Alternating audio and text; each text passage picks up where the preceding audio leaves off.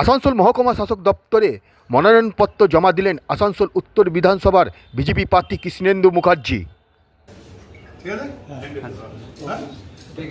আতঙ্কের আশঙ্কা, কোনো অশান্তির আশঙ্কা ছিল? না না, একদম না। আমি তৈরি ছিলাম, আমার সমস্ত ব্যাপার তৈরি ছিল। তো আজকের দিন ভালো দিন, আজকে নমিনেশন করেছি।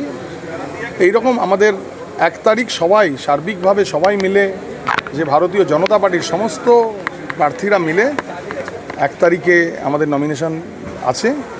আজকের যে নমিনেশন, আজকে আমি এসডি অফিসে এসে আমি একা দিলাম, এবং কোনো আতঙ্কের বিষয় না, কোনো আতঙ্কের পরিবেশ নয়।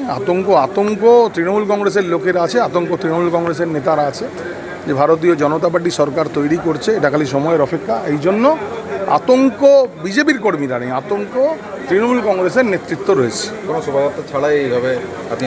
না, শোভাযাত্রা ছাড়া, শোভাযাত্রা হবে 1 তারিখ, শোভাযাত্রা করে হবে। পার্টির নির্দেশ আছে যে 1 তারিখ সব ক্যান্ডিডেট একসঙ্গে থেকে শোভাযাত্রা করে করবে নমিনেশন।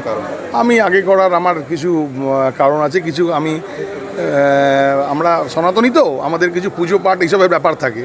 তো আমি উপর থেকে আমার যে যারা আছেন, যে আমি বিশ্বাস করি, যে সনাতনী ধর্মে বিশ্বাস করি, তো আমাদের একটু জ্যোতিষ শাস্ত্রে আমরা বিশ্বাস করি। এই সময়টা, এই টাইমটার মধ্যে করবার দরকার ছিল। আমি বলেছিলাম, আমি পার্টির নির্দেশ নিয়ে, পার্টির পারমিশন নিয়ে আমি করেছি, এবং আমাকে বলা হয়েছে কোনো শোভাযাত্রা করবে না, তুমি গিয়ে নমিনেশন করবে, এবং 1 তারিখ তুমি তোমার শোভাযাত্রাটা করবে।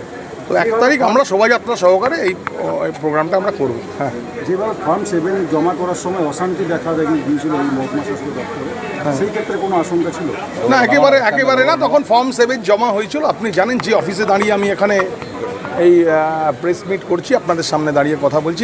এই অফিসের যে এসডিএম ছিলেন, যে আরও ছিলেন, আমাদের ARO ছিলেন, তার ইন প্রেজেন্সে, তার উপস্থিতিতে এইখানে এইরকমভাবে আমাদের ফর্ম 7 জ্বালানো হয়েছে, আমাদের মহিলা কার্যকর্তাদের নিগ্রহ করা হয়েছে, আমাদের ছেলেদেরকে মারধর করা হয়েছে। আপনারা জানেন সেই দিন কীরকম অবস্থা ছিল, গোটা আসানসোল আমরা স্তব্ধ করে দিয়েছিলাম।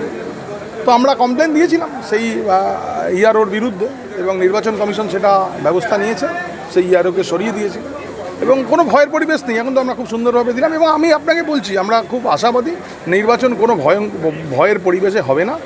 নির্বাচন খুব সুষ্ঠুভাবে হবে। নির্বাচন কমিশন বদ্ধপরিকর নির্বাচনটাকে সুষ্ঠুভাবে করবার জন্য।